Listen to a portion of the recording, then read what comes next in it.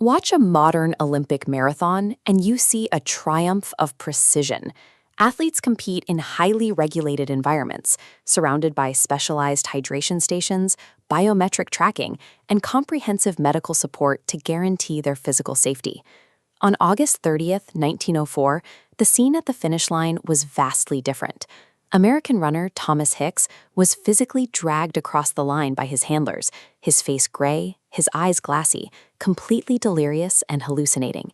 Technically, he had just secured the gold medal, but to get him there, his team had been feeding him a mid-race cocktail of brandy mixed with strychnine, a highly toxic chemical compound better known as rat poison.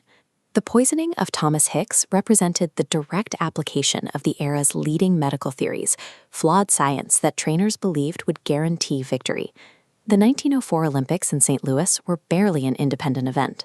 They were treated as a poorly promoted, disorganized sideshow attached to the massive, sprawling St. Louis World's Fair. The sporting competitions themselves lacked any modern polish.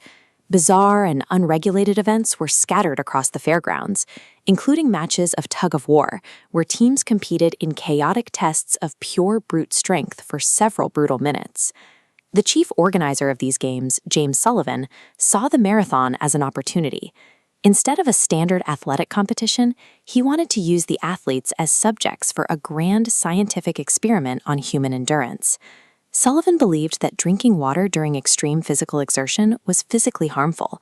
To test his theory of purposeful dehydration, he provided exactly 2 water stations on a 25-mile, 90-degree dirt course.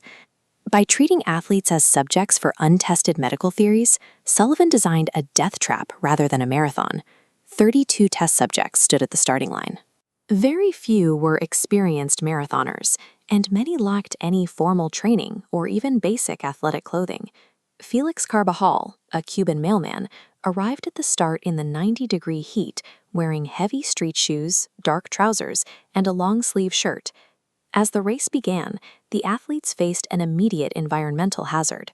The rural dirt roads were entirely open to traffic, meaning escort cars and wagons were driving right alongside the runners. The spinning tires kicked up massive, choking clouds of deep dust. As the runners desperately gasped for air, the dirt coated their lungs and ripped at their stomach linings, causing internal hemorrhaging that nearly killed a Californian runner named William Garcia. Without water, the field descended into a chaotic struggle for survival. One runner hitched a ride in a car for 11 miles. Felix Carbajal stopped to eat rotten apples and took a nap, and another runner was aggressively chased off course by a pack of wild dogs. The intentional lack of water, combined with environmental hazards, immediately shifted the runners' bodies from athletic exertion into a state of severe physiological shock. By mile 18, experienced marathoner Thomas Hicks was on the verge of collapse. He was stumbling, disoriented, and begged to lie down. His trainers responded with the leading medical intervention of the day. Believing warm water was superior for active muscles, they sponge-bathed his overheating body with warm water instead of providing anything cold to drink. They administered an extreme chemical cocktail of egg whites, brandy, and strychnine to keep him conscious. In low doses, strychnine acts as a nervous system stimulant, creating an intense need to move the muscles, an early, high-powered energy drink. Hicks was starved of hydration and pumped full of chemicals, specifically because his trainers were adhering to the elite medical standards of their time. Fueled by poison and delirium, Hicks dragged his feet across the finish line. His time of 3 hours and 28 minutes remains the slowest winning marathon time in Olympic history. The experiment took a massive toll. 18 of the 32 starters failed to finish, and Hicks required 4 doctors working for an hour just to save his life. The horror of the St. Louis Marathon almost caused officials to abolish the event. Instead, it served as a global wake-up call regarding athletic health. This chart shows the direct result of the disaster. The realization that endurance requires support led to mandatory water stations, on-course medical teams, and the first anti-doping rules in 1908.